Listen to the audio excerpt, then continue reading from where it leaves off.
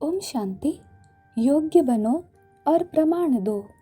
कराची 1940 की यह बात है। कराची में यह अक्सर होता था कि बाबा के बच्चे बाबा के साथ चिटचाट के लिए इकट्ठे होते थे। चिटचाट के दौरान किसी ने पूछा कि बाबा की हमारे पुरुषार्थ के प्रति क्या आशाएं हैं। बाबा ने उत्तर दिया कि हमेशा 2 शब्द याद रखो, योग्य व लायक बच्चे बनो और प्यार और विश्वास का प्रमाण दो। दादी जी इन 2 शिक्षाओं को कभी नहीं भूलती थी। कालांतर में दादी जी योग्य बच्चा होने का अथक उदाहरण बन गई और अपने जीवन से हर पल बेहद सेवा में अथक होके प्यार और विश्वास का सबूत दर्शाती रही।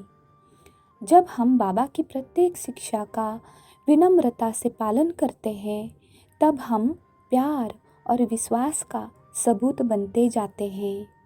हमारे नए संस्कार बनने लगते हैं, जिससे शिक्षाओं को धारण करना सहज हो जाता है और जीवन खुशनुमा बन जाता है। दादी हैदराबाद में थी। उन दिनों की बात है कि बचपन से ही दादी का मस्तक बहुत बड़ा था। शारीरिक रूप से बहुत सुंदर नहीं था।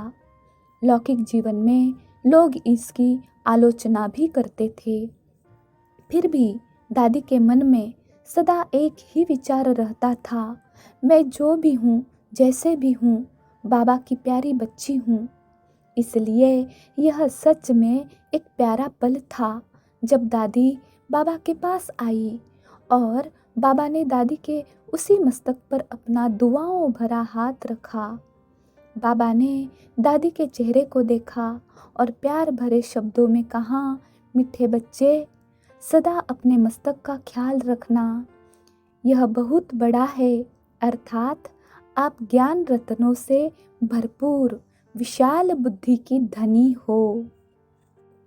व्यक्तिगत बात यह है कि दादी जी ने अपनी बुद्धि को स्वच्छ, दिव्य बनाने और व्यर्थ तथा साधारण संकल्पों से मुक्त रखने के लिए हमेशा यह महसूस किया कि परमात्मा का दुआओं भरा हाथ मेरे मस्तक पर है। वे यह भी जानती थी कि स्वयं परमात्मा ने मुझे चुना है और हमेशा मेरे साथ है। इस तरह हम भी अपनी बुद्धि में अलौकिक ज्ञान रूपी खजाना भर कर रखें तो हमें भी महसूसता होगी कि भगवान ने हमें मानवता की सेवा के लिए चुना है। हम पवित्र दिव्य बुद्धि वाले होली हंस है, क्योंकि हमारी बुद्धि सदा ही बाबा के संग में रंगी हुई है। कराची की बात है कि शुरुआत में जब बच्चे ज्ञान को उगारते थे और अतीन्द्रिय सुख का अनुभव करते थे तो बाबा को बड़ी खुशी होती थी। दादी जी और दूसरी बहनें साथ में बैठकर ज्ञान मुरली की चिटचाट किया करती थी। एक दिन सभी बहनें इकट्ठी बैठकर ज्ञान की चिटचाट कर रही थी। बाबा क्लिफ्टन से पैदल करके वापस पहुँचे। उन्होंने देखा कि सभी ज्ञान मुरली के मंथन का आनंद ले रहे थे। बाबा बहुत खुश हुए और कहा, मीठे बच्चे, आप अतीन्द्रिय आनंद में हो, आओ बाबा के साथ झूला झूलो। बाबा ने दादी का हाथ पकड़ा और झूले में झुलाया। ये दादी के लिए बड़े ही आनंद के पल थे। व्यक्तिगत बात यह है कि वह पल दादी जी के दिल में हमेशा समाया रहता था। जब भी दादी जी कहीं झूला देखती तो उस पल को याद करके बड़ी हर्षित होती थी।